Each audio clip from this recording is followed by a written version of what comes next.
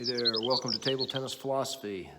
This one's going to be fun. This is a question from Pierre, and the question was, why do people cheat in table tennis? Which I don't know how I could possibly have a great answer for that, but I'm going to give it my best shot, and I actually do have some serious thoughts. I think what Pierre's getting to is that what would be the point of cheating and winning and knowing that your victory was tainted in some way, that you had played a game and obviously cheated and then you win, and is that really satisfying? Well, I don't know. I would pose a different question. Why don't people cheat more? If you look at it from a little different perspective, and it's something I've given a lot of thought to, and this is getting into the philosophical a bit. If you think that people are basically good, then the question of why would people cheat would be a logical one. But if you think that people are basically terrible, and that's where I stand. I mean, it's obvious, isn't it? Okay. I'm not being. I'm not trying to be ridiculous and silly about this, but if you look at world events around us, and what evidence do we have that people are basically good? All right. It's just a different way of looking at it. I think that instead of thinking that people are good and they have to make an attempt to be bad, to do evil, I would go, and this is based somewhat on my own Christian beliefs, that people are evil and they're in need of redemption, and they would have to make the effort with God's help to actually be good. So I'm not going to get too heavy into religion. I actually want to get back to the table tennis part of it. And here's where it gets interesting, because there's a lot of ways that people cheat, and I will legitimately say I think there are people that are cheating and don't even realize it. I'm going to go ahead and say there are some times when, and I know Pierre, when he serves illegally, he puts the ball into his fingertips and doesn't toss it quite high enough. Is that cheating? I know it's not intentional, and but I would just bring it up as an example of when people are assuming they're playing by the rules. In fact, he would not be the only one who I know doesn't consider it cheating, but is not paying quite as close attention to the rules and end up with that ball in the fingers, which needs to be in the palm of the hand, tossed relatively straight up. I've seen players toss that backwards. I think one of the main ways that people end up cheating or ignoring the rules is with illegal serves.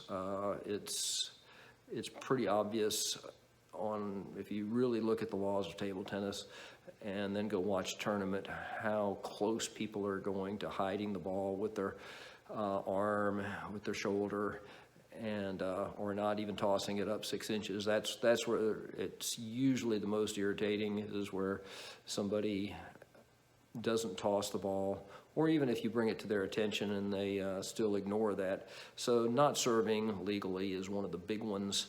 And we talked about boosting your rubber. That's a questionable practice, and I think everybody has to figure out where they stand on that. But I think if half the table tennis players in the world consider it cheating, I think USATT, ITTF need to address that so that is not the case.